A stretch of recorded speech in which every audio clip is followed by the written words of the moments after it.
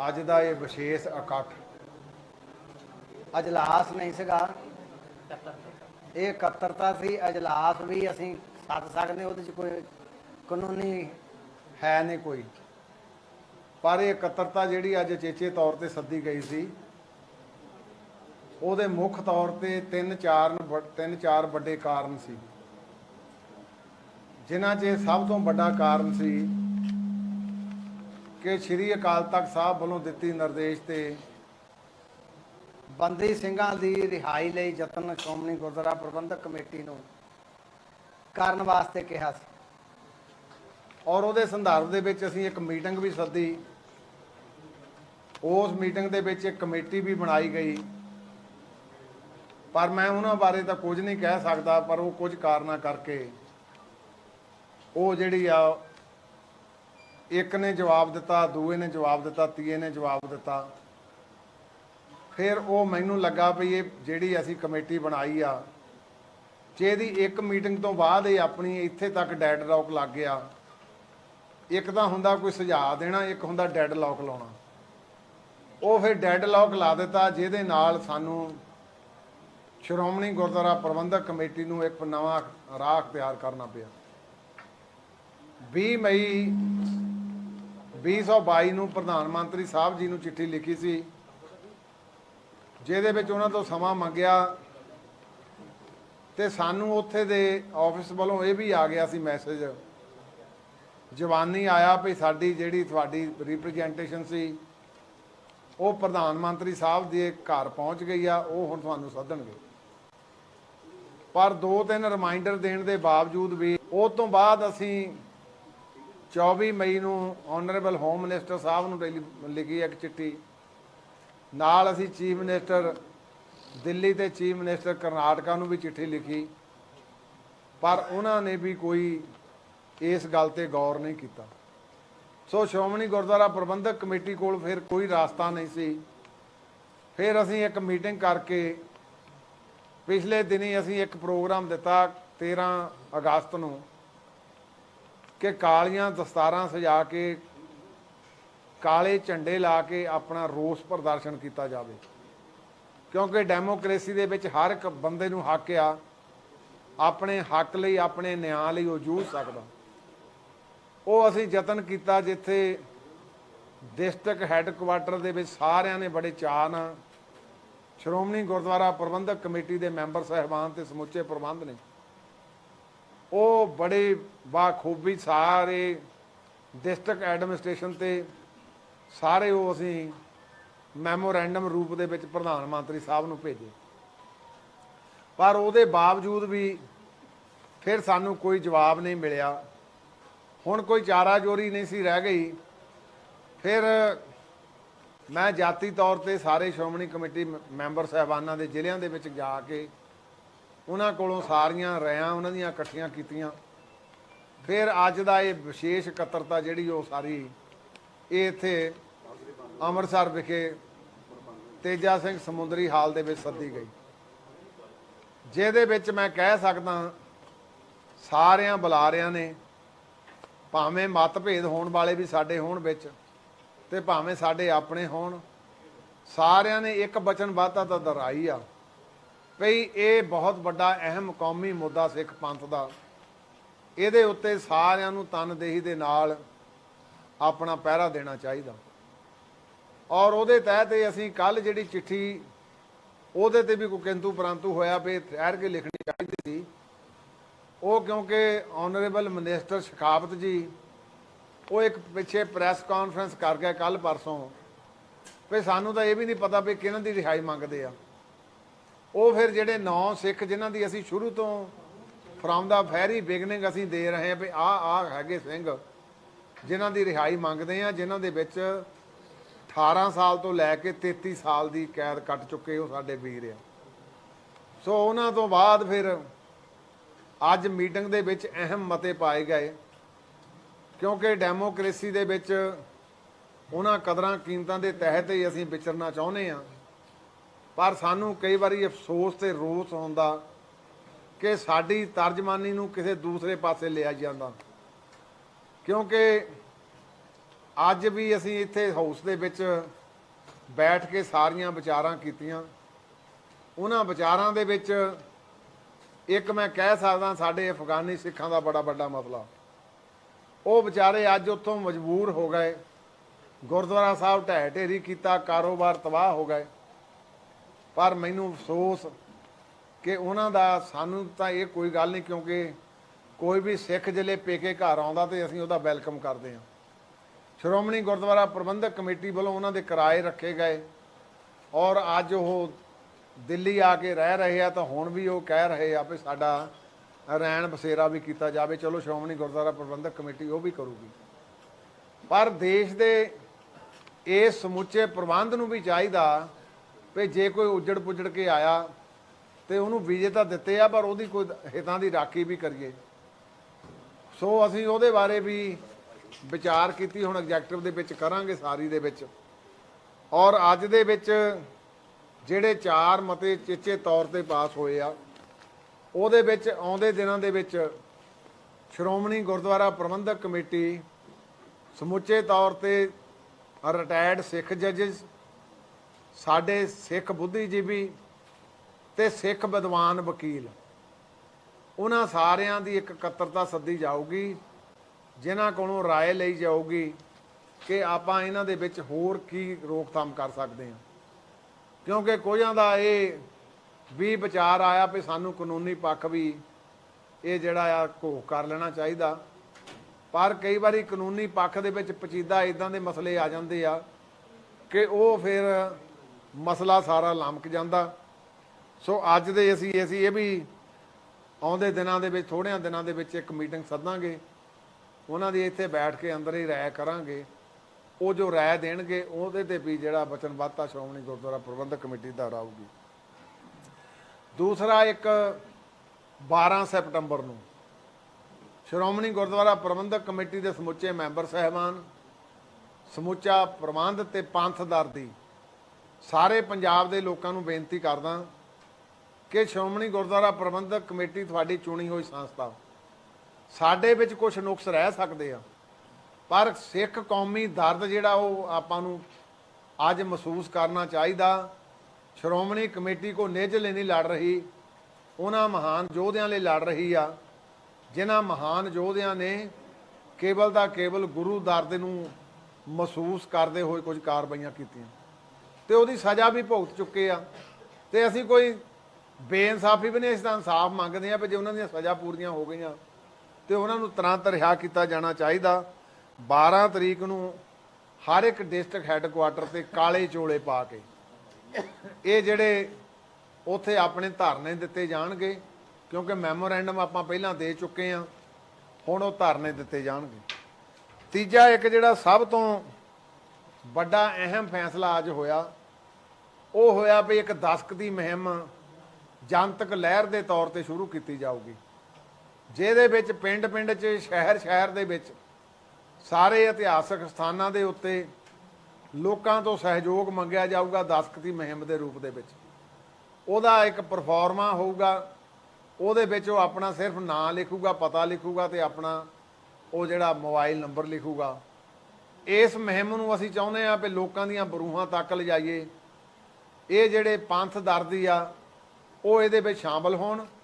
ਉਹ ਸ਼ਾਮਲ ਦੇ ਵਿੱਚ ਫਿਰ ਅਸੀਂ ਟਾਈਮ ਇੱਕ ਨਿਰਧਾਰਿਤ ਕਰਾਂਗੇ ਵੀ ਕਿੰਨੇ ਚਿਰ 'ਚ ਜਿਹੜਾ ਸਾਰਾ ਪ੍ਰੋਗਰਾਮ ਉਹ ਨੇਪੜੇ ਚਾੜਿਆ ਜਾਊਗਾ।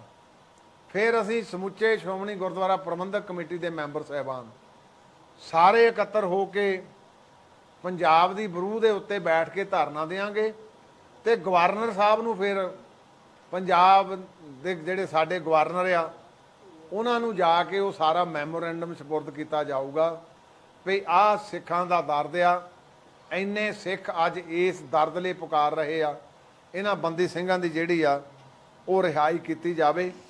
ਸੋ ਦੂਸਰਾ, ਇਹਦੇ ਨਾਲ ਇੱਕ ਅਹਿਮ ਮੁੱਦਾ ਕਿ ਸਿੱਖਾਂ ਨੇ ਪੰਜਾਬ ਦੇ ਵਿੱਚ ਜਿਹੜੇ ਕਾਰਜ ਸਰਕਾਰਾਂ ਨੇ ਕਰਨੇ ਸੀ ਉਹ ਕਾਰਜ ਸ਼੍ਰੋਮਣੀ ਗੁਰਦੁਆਰਾ ਪ੍ਰਬੰਧਕ ਕਮੇਟੀ ਨੇ ਵੀ ਕੀਤੇ।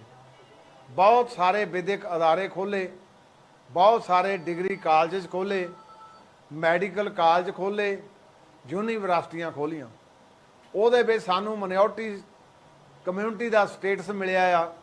ਅਸੀਂ 50% ਜਿਹੜੀਆਂ ਉਹ ਸੀਟਾਂ ਉਹਦੇ ਵਿੱਚੋਂ ਮਿਨੋਰਟੀ ਕਮਿਊਨਿਟੀ ਦੇ ਵਿੱਚੋਂ ਭਰਦੇ ਹਾਂ। ਆਮ ਵੱਖ-ਵੱਖ ਰਾਜਾਂ ਦੇ ਵਿੱਚ ਵੀ ਤੁਸੀਂ ਦੇਖਿਆ ਹੋਣਾ, ਜਿਹੜੇ ਉਹਨਾਂ ਦੇ ਕੌਮਾਂ ਨੇ ਕੋਈ ਸਕੂਲ ਕਾਲਜ ਬਣਾਏ ਆ, ਉੱਥੇ ਉਹਨਾਂ ਦੀ 50% ਜਿਹੜੀ ਆ ਮਿਨੋਰਟੀ ਕਮਿਊਨਿਟੀ ਦੇ ਤੌਰ ਦੇ ਉੱਤੇ ਰਾਖਵਾਂਕਰਨ ਹੁੰਦਾ। ਤੇ ਹੁਣ ਇੱਕ ਨਵੀਂ ਪਟੀਸ਼ਨ ਸੁਪਰੀਮ ਕੋਰਟ ਦੇ ਵਿੱਚ ਆਈ ਆ, ਜਿਹਦੇ ਵਿੱਚ ਉਹਨੇ ਕਿਹਾ ਵੀ ਸਟੇਟ ਵਾਈਜ਼ ਇਹ ਜਿਹੜਾ ਮਿਨੋਰਟੀ ਕਮਿਊਨਿਟੀ ਦਾ ਸਟੇਟਸ ਕਾਊਂਟ ਕੀਤਾ ਜਾਵੇ। ਤੇ ਜਿਹੜੀ ਸ਼੍ਰੋਮਣੀ ਗੁਰਦੁਆਰਾ ਪ੍ਰਬੰਧਕ ਕਮੇਟੀ ਆ, ਇਹ ਸਿੱਖਾਂ ਦੀ ਨੁਮਾਇੰਦਗੀ 4 ਸਟੇਟਾਂ 'ਚ ਕਰਦੀ ਆ। ਇੱਕ ਪੰਜਾਬ 'ਚ ਕਰਦੀ ਆ, ਹਰਿਆਣੇ 'ਚ ਕਰਦੀ ਆ, ਹਿਮਾਚਲ ਪ੍ਰਦੇਸ਼ 'ਚ ਕਰਦੀ ਆ, ਯੂਨੀਅਨ ਟੈਰੀਟਰੀ ਚੰਡੀਗੜ੍ਹ 'ਚ ਕਰਦੀ ਆ। ਇਹ ਇੱਕ ਸਟੇਟ ਬਾਡੀ ਨਹੀਂ, ਇਹ ਜਿਹੜੀ ਆ ਇਹ ਬਾਡੀ ਵੱਡੀ ਆ। ਇਹ 4 ਸਟੇਟਾਂ ਦੇ ਵਿੱਚ ਆਪਣੀ ਰਿਪਰੈਜ਼ੈਂਟੇਸ਼ਨ ਕਰਦੀ ਆ ਆਪਣੀ ਕਮਿਊਨਿਟੀ ਦੀ। ਸੋ ਉਹਦੇ ਵਿੱਚ ਵੀ ਕਿਉਂਕਿ ਕਈਆਂ ਨੇ ਇਸ ਗੱਲ ਤੇ ਵੀ ਖਾਸੇ ਜ਼ਾਹਰ ਕੀਤੇ ਵੀ ਸ਼੍ਰੋਮਣੀ ਕਮੇਟੀ ਸ਼ਾਇਦ ਇਹਨਾਂ ਕਾਰਜਾਂ ਤੋਂ ਪਿੱਛੇ ਹਟੀ। ਅਸੀਂ ਕੋਈ ਪਿੱਛੇ ਨਹੀਂ ਹਟੇ। ਆ 30/8 ਤਰੀਕ ਸੀ, ਅਸੀਂ ਵਧੀਆ ਵਕੀਲ ਕਰਕੇ ਉਹਨਾਂ ਨਾਲ ਟਰਨ ਅਪ ਵੀ ਕਰ ਲਿਆ, ਟੇਕ ਅਪ ਵੀ ਕਰ ਲਿਆ ਮਸਲਾ। ਉਹ ਮਸਲਾ ਟੇਕ ਅਪ ਕਰਕੇ, ਕਿਉਂਕਿ 2 ਕੇਸ 4 ਅੱਗੇ ਸਾਡੇ ਸੁਪਰੀਮ ਕੋਰਟ ਦੇ ਵਿੱਚ ਪੈਂਡਿੰਗ ਆ। ਉਹ ਕੇਸ ਕਿਸੇ ਵੇਲੇ ਕੋਈ ਬੱਚੇ ਸੀਗੇ, ਉਹ ਭਾਵੇਂ ਦੂਸਰੇ ਧਰਮ ਨਾਲ ਤਾਲੁਕਾਤ ਰੱਖਦੇ ਸੀ, ਉਹਨਾਂ ਨੇ ਹਾਈ ਕੋਰਟ ਦੇ ਵਿੱਚ ਰਿਟ ਪਾਈ, ਉਹ ਸਾਡੇ ਖਿਲਾਫ ਹੋ ਗਏ ਕਿਉਂਕਿ ਪੰਜਾਬ ਸਰਕਾਰ ਨੇ ਇਹ ਸਾਨੂੰ ਮਿਨੋਰਟੀ ਕਮਿਊਨਿਟੀ ਦਾ ਸਟੇਟਸ ਦਿੱਤਾ ਸੀ। ਉਹ ਖਿਲਾਫ ਹੋਣ ਕਰਕੇ ਫਿਰ ਅਸੀਂ ਸੁਪਰੀਮ ਕੋਰਟ ਚਲ ਗਏ। ਉਹ 4-5 ਪਟੀਸ਼ਨਾਂ ਇਕੱਠੀਆਂ ਜਿਹੜੀਆਂ ਅੱਜ ਸੁਪਰੀਮ ਕੋਰਟ ਦੇ ਵਿੱਚ ਪੈਂਡਿੰਗ ਆ, ਤੇ ਅਸੀਂ ਇਹ ਵੀ ਯਤਨ ਕਰਾਂਗੇ ਵੀ ਉਹ ਵੀ ਆ ਜਿਹੜੀ ਮਿਨੋਰਟੀ ਕਮਿਊਨਿਟੀ ਵਾਲੀ ਇਹ ਵੀ ਨਾਲ ਰਲ ਕੇ ਇਹ ਸਾਰੀਆਂ ਇਕੱਠੀਆਂ ਹੋ ਜਾਣ। ਸੋ ਸੈਂਟਰ ਤੋਂ ਅਸੀਂ ਮੰਗ ਕੀਤੀ ਆ ਕਿ ਜੇ ਘੱਟ ਗਿਣਤੀਆਂ ਦੇ ਹਿੱਤ ਸੁਰੱਖਿਅਤ ਨਾ ਰਹੇ ਤੇ ਫਿਰ ਇੱਕ ਵੱਡਾ ਇਸ ਮੁਲਕ ਦੀ ਸੁਰੱਖਿਆ ਲਈ ਵੀ ਖਤਰਾ, ਕਿਉਂਕਿ ਲੱਖਾਂ ਨਹੀਂ, ਕਰੋੜਾਂ ਨਹੀਂ, ਅਰਬਾਂ ਰੁਪਈਏ ਆਪਾਂ ਲਾਏ ਆ। ਉਹ ਅਰਬਾਂ ਰੁਪਈਏ ਅਸੀਂ ਸਿੱਖ ਇੰਸਟੀਟਿਊਸ਼ਨ ਤੇ ਲਾਏ ਆ, ਤੇ ਸਾਡਾ ਹੱਕ ਵੀ ਬਣਦਾ ਕਿ ਉਹਨਾਂ ਦੇ ਵਿੱਚ ਅਸੀਂ ਮਿਨੋਰਟੀ ਸਟੇਟਸ ਦੇ ਵਿੱਚ ਉਹਨਾਂ ਬੱਚਿਆਂ ਨੂੰ ਐਡਮਿਸ਼ਨਾਂ ਵੀ ਦਈਏ। ਸੋ ਇਹਦੇ ਵਿੱਚ ਵੀ ਸੈਂਟਰ ਗਵਰਨਮੈਂਟ ਤੋਂ ਅਪੀਲ ਕੀਤੀ ਗਈ ਆ ਕਿ ਭਾਵੇਂ ਮਸਲਾ ਸੁਪਰੀਮ ਕੋਰਟ ਦੇ ਵਿੱਚ ਆ, ਪਰ ਉਹਦੀ ਪੈਰਵੀ ਜਿਹੜੀ ਘੱਟ ਗਿਣਤੀ ਜਿੰਨੇ ਵੀ ਸਾਰੇ, ਚਾਹੇ ਪੰਜਾਬ ਆ, ਚਾਹੇ ਉਹ ਬਿਹਾਰ ਆ, ਚਾਹੇ ਦੂਜੇ ਆਪਣੇ ਸਟੇਟਾਂ ਆ, ਉਹਨਾਂ ਦੀ ਸਾਰਿਆਂ ਦੀ ਜਿਹੜੀ ਘੱਟ ਗਿਣਤੀ ਆ, ਉਹਨਾਂ ਦੇ ਹਿੱਤ ਜਿਹੜੇ ਉਹ ਸਾਰੇ ਸੁਰੱਖਿਅਤ ਕੀਤੇ ਜਾਣ। ਸੋ ਉਹਦੇ ਲਈ ਕਾਨੂੰਨੀ ਪੱਖ ਵੀ ਅਸੀਂ ਸਾਰਾ ਉਹ 'ਤੇ ਵੀ ਵਿਚਾਰ ਕਰ ਰਹੇ ਹਾਂ। ਦੂਸਰਾ, ਇੱਕ ਅੱਜ ਦੇ ਇਸ ਇਕੱਤਰਤਾ ਨੇ ਇਹ ਵੀ ਮਹਿਸੂਸ ਕੀਤਾ ਕਿ ਸਿੱਖ ਹਮੇਸ਼ਾ ਹੀ ਚਾਹੇ 3 ਵਾਰੀ ਅਰਦਾਸ ਕਰੇ, 4 ਵਾਰੀ ਕਰੇ, 100 ਵਾਰੀ ਕਰੇ, ਇਹਦਾ ਜਿਲੇ ਸਮਾਪਤੀ ਹੁੰਦੀ ਨਾਨਕ ਨਾਮ ਚੜ੍ਹਦੀ ਕਲਾ ਤੇਰੇ ਭਾਣੇ ਸਰਬੱਤ ਦੇ ਭਲੇ ਦੇ ਨਾਲ ਸਮਾਪਤੀ ਹੁੰਦੀ ਹੈ। ਤੇ ਇਹ ਸਿੱਖ ਕਦੇ ਵੀ ਕਿਸੇ ਵੀ ਧਰਮ ਤੇ ਕੋਈ ਹਮਲਾ ਹੋਵੇ, ਕਿਸੇ ਦੇ ਧਾਰਮਿਕ ਤੌਰ ਤੇ ਭਾਵਨਾਵਾਂ ਤੇ ਹਮਲਾ ਹੋਵੇ, ਸਿੱਖ ਹਮੇਸ਼ਾ ਉਹਨਾਂ ਦੇ ਉੱਤੇ ਵੀ ਪਹਿਰਾ ਦਿੰਦੇ ਆ, ਪਰ ਬਸ਼ਰਤੇ ਕਿ ਉਹ ਧਰਮ ਵੀ ਦੂਸਰੇ ਧਰਮਾਂ ਦਾ ਸਤਿਕਾਰ ਕਰਨ। ਇੱਥੇ ਕੋਈ ਮੈਨੂੰ ਐਵੇਂ ਮਹਿਸੂਸ ਹੁੰਦਾ, ਸਾਰੇ ਹਾਊਸ ਨੂੰ ਵੀ ਮਹਿਸੂਸ ਹੋਇਆ ਵੀ ਇਹੋ ਜਿਹੇ ਕਾਰਜ ਕਈ ਵਾਰੀ ਨਫ਼ਰਤ ਭਰੀਆਂ ਗੱਲਾਂ ਕਰ ਜਾਂਦੇ ਆ। ਜਿਲੇ ਕਿਸੇ ਦੀਆਂ ਧਾਰਮਿਕ ਭਾਵਨਾਵਾਂ ਨੂੰ ਠੇਸ ਪਹੁੰਚਦੀ ਆ, ਉਹਦੇ ਨਾਲ ਫਿਰ ਨਫ਼ਰਤ ਫੈਲਦੀ ਆ। ਸਿੱਖ ਕਦੇ ਨਫ਼ਰਤ ਦੇ ਵਿੱਚ ਯਕੀਨ ਨਹੀਂ ਰੱਖਦਾ। ਸੋ ਇਸ ਕਰਕੇ ਲੋਕਾਂ ਨੂੰ ਇਹ ਵੀ ਬੇਨਤੀ ਕਰਦੀ ਆ ਕਿ ਭਾਵਨਾਵਾਂ ਨਾਲ ਖਿਲਵਾੜ ਨਾ ਕਰੀਏ। ਇੱਥੇ ਪੰਜਾਬ ਦਾ ਜਿਹੜਾ ਇਹ ਸੂਬਾ, ਕਿਉਂਕਿ ਸਰਹੱਦੀ ਸੂਬਾ, ਇੱਥੇ ਲੰਬੇ ਅਰਸੇ ਤੋਂ ਬਾਅਦ ਆ ਸਾਨੂੰ ਸਮਾਂ ਪ੍ਰਾਪਤ ਹੋਇਆ। ਸੋ ਇਹਦੇ ਵਿੱਚ ਵੀ ਅਸੀਂ ਉਹਨਾਂ ਵੀਰਾਂ ਨੂੰ ਵੀ ਬੇਨਤੀ ਕਰਦੇ ਹਾਂ ਕਿ ਧਰਮ ਦੇ ਵਿੱਚ ਇੱਕ ਦੂਸਰੇ ਦੇ ਦਖਲਅੰਦਾਜ਼ੀ ਨਾ ਕੀਤੀ ਜਾਵੇ, ਤੇ ਉਹਨਾਂ ਵੀਰਾਂ ਨੂੰ ਵੀ ਜਿਹੜੇ ਕੋਈ ਇਹੋ ਜਿਹੀਆਂ ਘਿਨਾਉਣੀਆਂ ਹਰਕਤਾਂ ਕਰਕੇ ਧਾਰਮਿਕ ਭਾਵਨਾਵਾਂ ਨੂੰ ਸੱਟ ਮਾਰਦੇ ਆ, ਤੇ ਉਹ ਜਿਹੜੀਆਂ ਉਹ ਗਤੀਵਿਧੀਆਂ ਕਰਕੇ ਇੱਕ ਪਿਛਲਾ ਮਾਹੌਲ ਜਿਹੜਾ ਖੌੜਾ ਹੋਇਆ ਸੀ ਉਹਦੀ ਮੁੜ ਕੇ ਤਰਜਮਾਨੀ ਨਾ ਕਰਨ। ਸੋ ਇੰਨੇ ਕੁ ਸਾਡੇ ਅੱਜ ਦੇ ਸਾਰੇ ਮਤੇ ਸੀਗੇ। ਸੋ ਗੁਰੂ ਸਾਹਿਬ ਕਿਰਪਾ ਕਰਨ, ਇਹ 12 ਤਰੀਕ ਤੋਂ ਸ਼ੁਰੂ ਹੋ ਜਾਣੇ ਆ। ਫਿਰ ਇਹ ਤੋਂ ਬਾਅਦ ਵੀ ਅਸੀਂ ਇੱਕ ਰੱਖਿਆ, ਉਹ ਹਾਲੇ ਅਸੀਂ ਰਿਜ਼ਰਵ ਰੱਖਿਆ ਵੀ ਅਗਲਾ ਕਾਰਿਆਕਰਮ ਫਿਰ ਕੀ ਕਰਨਾ ਆ।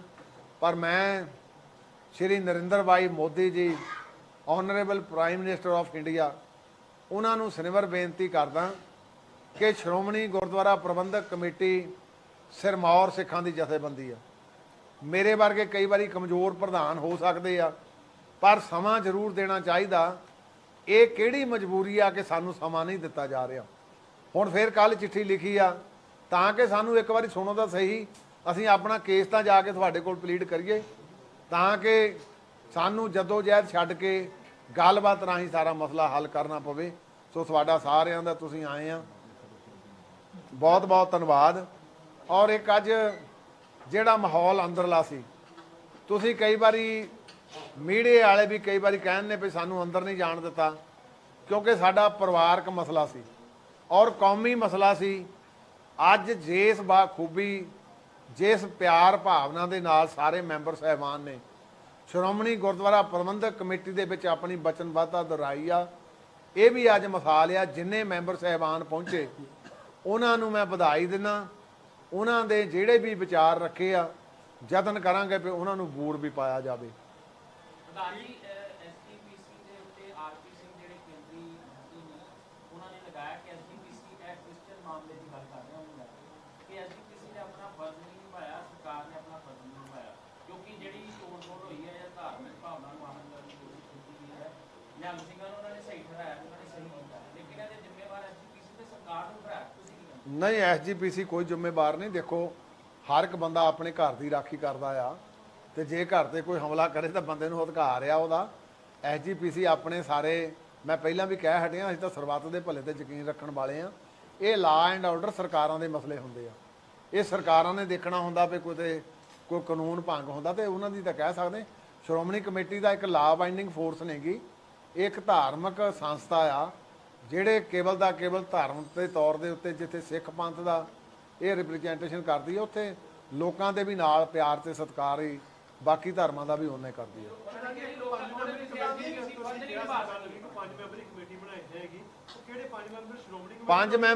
ਪੰਜ ਮੈਂਬਰੀ ਕਮੇਟੀ, ਦੇਖੋ ਇਹ ਡੈਲੀਗੇਟ ਕਰਾਂਗੇ ਅਸੀਂ। 5 ਮੈਂਬਰ ਕੋਈ ਵੀ ਹੋ ਸਕਦੇ, ਉਹਦੇ ਚ ਨਾਂ ਨਹੀਂ ਕੋਈ ਸਪੈਸੀਫਿਕ ਰੱਖੇ ਅਸੀਂ। ਨਹੀਂ, ਇਹ ਪਿਓਰ ਸ਼੍ਰੋਮਣੀ ਕਮੇਟੀ ਦੀ ਆਪਣੇ 5 ਮੈਂਬਰ ਆਪਣੇ ਮੈਂਬਰ ਹੋ।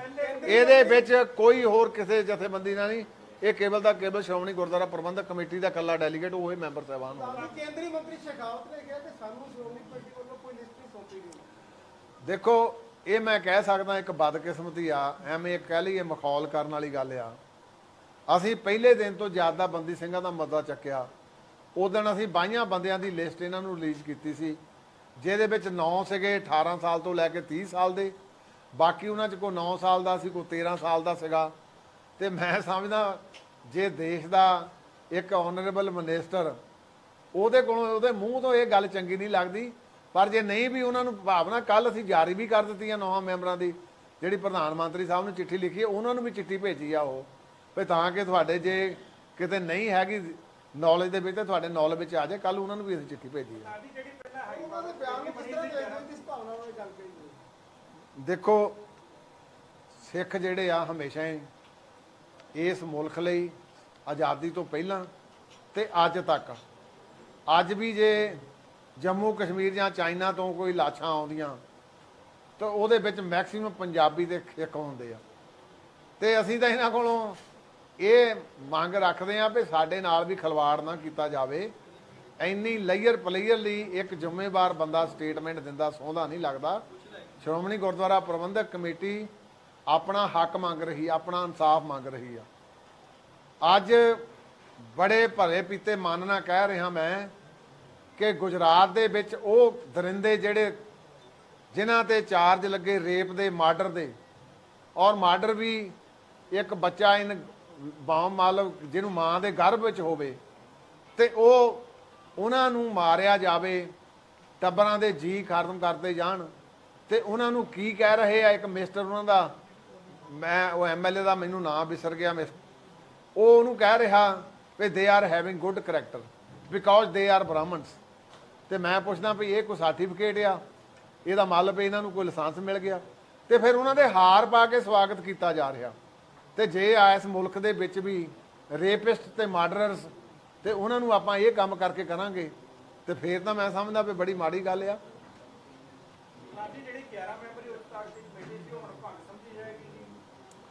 ਨਹੀਂ, ਉਹ ਐਗਜ਼ਿਸਟ ਕਰਦੀ ਆ, ਪਰ ਹੁਣ ਜਿਹੜੇ ਛੱਡ ਕੇ ਚਲ ਗਏ ਆ, ਉਹਨਾਂ ਨੂੰ ਹੁਣ ਕੀ ਕਹਿ ਸਕਦੇ? ਬਾਕੀ ਤਾਂ ਮੈਂਬਰ ਸਾਡੇ ਨਾਲ ਹੀ ਆ ਸਾਰੇ, ਜਿਹੜੇ ਛੱਡ ਕੇ ਚਲ ਗਏ ਉਹਨਾਂ ਨੂੰ ਹੁਣ ਆਪਾਂ ਕਿਹਾ। ਚਲੋ ਇਹ ਤੁਸੀਂ ਮੇਰੇ ਤੋਂ ਬਿਹਤਰ ਜਾਣਦੇ ਆ।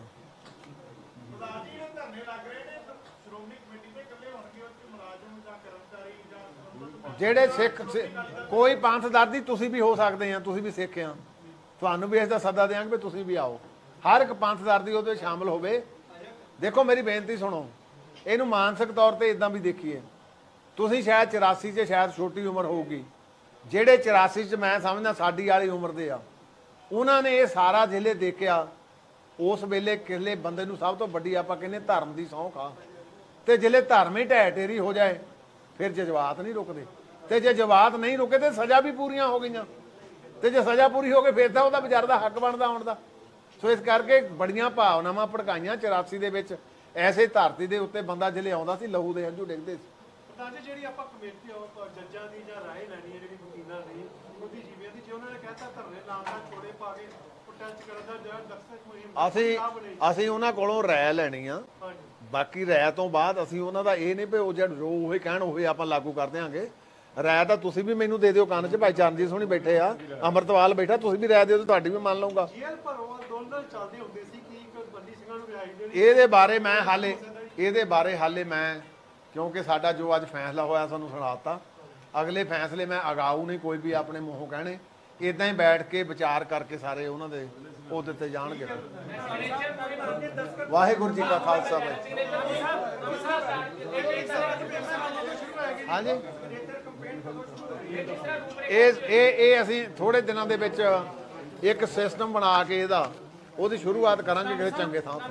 ਧਰਮ ਪਰਿਵਰਤਨ ਦੇ ਮਾਮਲੇ ਪਿੰਡਾਂ ਦੇ ਵਿੱਚ ਸ਼ਹਿਰਾਂ ਦੇ ਮੁਕਾਬਲੇ ਜ਼ਿਆਦਾ ਨਜ਼ਰ ਆ ਰਹੇ ਨੇ। ਤੁਹਾਡੇ ਵੱਲੋਂ ਧਰਮ ਪ੍ਰਚਾਰ ਕਮੇਟੀ ਦੀ ਲਹਿਰ ਵੀ ਚਲਾਈ ਗਈ ਸੀ, ਲੱਗਦਾ ਨਹੀਂ ਉਸ ਦੇ ਵਿੱਚ ਕਿਤੇ ਨਾ ਕਿਤੇ ਕਮੀ ਜਾਪਦੀ ਹੈ? ਜਿਹੜੇ ਪਰਿਵਰਤਨ ਦੇ ਮਾਮਲੇ ਜ਼ਿਆਦਾ ਨਹੀਂ, ਕੋਈ ਕਮੀ ਨਹੀਂ ਜਾਚਦੀ, ਕੋਈ ਕਮੀ ਨਹੀਂ ਇਹਦੇ ਵਿੱਚ ਹੈਗੀ। ਸਾਡੇ ਜਿਹੜੇ ਆਪਣੇ ਪ੍ਰਚਾਰਕ ਆ ਉਹ ਆਪਣਾ ਕਰ ਰਹੇ ਸਾਰਾ ਕੁਝ।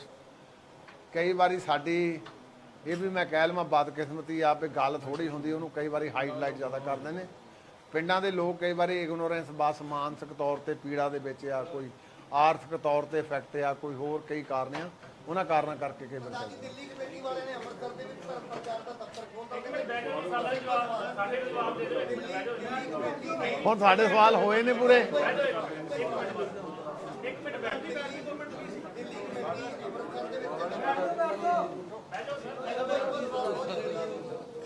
ਦਿੱਲੀ ਗੁਰਦੁਆਰਾ ਮੈਨੇਜਮੈਂਟ ਕਮੇਟੀ ਨੇ ਅੰਮ੍ਰਿਤਸਰ ਦੇ ਵਿੱਚ ਦਫ਼ਤਰ ਖੋਲ੍ਹਿਆ, ਉਹ ਵੀ ਇਹ ਦਾਅਵਾ ਕਰ ਰਹੀ ਹੈ ਐਸਜੀਪੀਸੀ ਦੇ ਪ੍ਰਬੰਧਾਂ ਦੇ ਵਿੱਚ ਜਾਂ ਕਿਤੇ ਨਾ ਕਿਤੇ ਕਮੀ ਹੈ ਕਿ ਲੋਕ ਜਿਹੜੇ ਉਹਨਾਂ ਨੇ ਕੁਝ ਲੋਕਾਂ ਨੂੰ ਜਿਹੜੀ ਘਰ ਵਾਪਸੀ ਨਹੀਂ ਕਰਵਾਈ।